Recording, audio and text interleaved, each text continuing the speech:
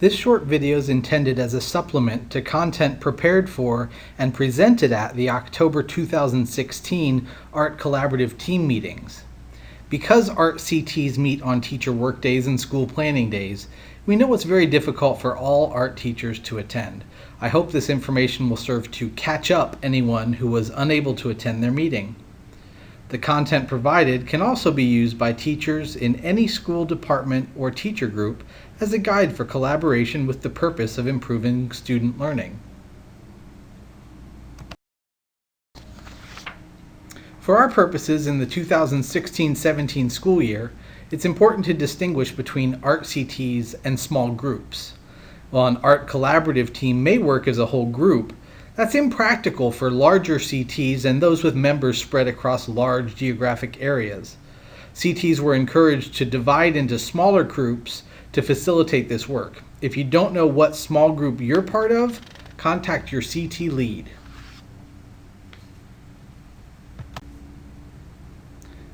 Guidelines provided here are intended to lead small groups through a collaborative process focused on improving student learning.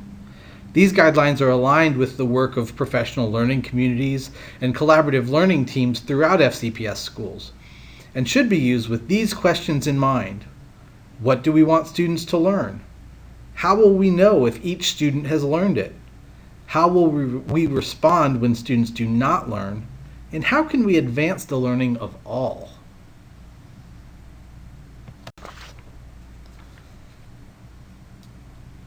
Provided with the link to this video in Google Classroom were documents you may print or view to support your understanding. These include a document for each focus option and a work plan form. Pause the video at any time to review those forms or any of the information in these slides.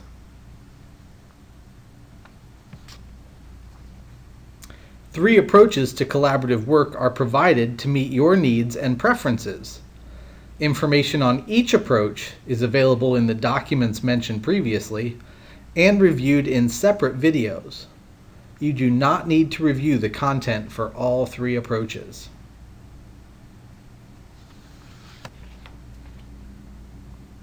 This short video will review the Focus on Learning Outcomes approach.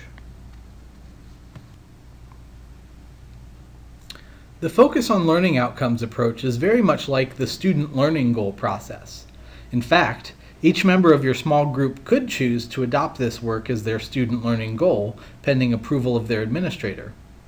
This approach involves working in a sustained manner for the duration of a course to develop student learning in a selected area of the POS.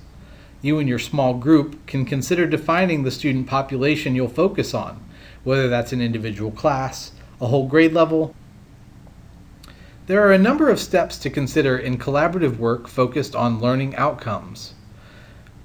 Work collaboratively to determine what can be done and in what order based on the specific work you select in your small collaborative group. Steps to consider include: identify a learning outcome based on the Program of Studies or FCPS Portrait of a Graduate attributes. Unpack SBIs or attributes to define what students will know, understand, or be able to do. Select or develop an assessment tool to measure learning in this area. Gather pre-assessment data. Develop instructional plans and strategies to address the targeted learning outcomes. Gather periodic assessment data to monitor for student growth. Analyze data to modify instruction and develop intervention strategies. And collect post-assessment data to show student growth and learning.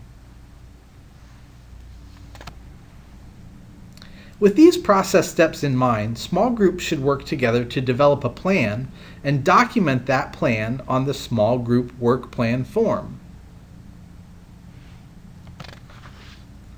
The form includes the scheduled dates for recommended Art CT meetings and small group meetings, including November 7th or 8th, February 6th, and April 17th. But keep in mind that CTs and small groups are welcome to schedule alternate dates and times to meet the needs of the members. To do this work effectively, your small group may need to meet or at least communicate more often than these few meetings. Use the in-between rows to indicate what you'll need to do between meetings, including, if desired, plans for additional meetings. The March 24th row is included to encourage you to consider sharing your work at the March 24th Art In-Service. March is a long way away, but we'd love to provide an opportunity to some small groups to share what they were able to accomplish through this process. Take a look at the sample schedule on the Focus On document provided. It includes examples of different approaches to meeting and collaborating, including alternate meeting times and locations. Please note, the sample schedule is in no way meant as a required schedule. It's only provided to give you an example of what a completed plan and process might look like. Through this content and the forms provided, we've attempted to give some structure to what is otherwise a wide open approach to collaboration. What you do with your small group is up to you, from choosing which approach to take, choosing what specific ways you'll work to improve student learning, and choosing when, where, and how you'll work together to accomplish this. Please let the Fine Arts Office know if you need any support in the work. We are here to help.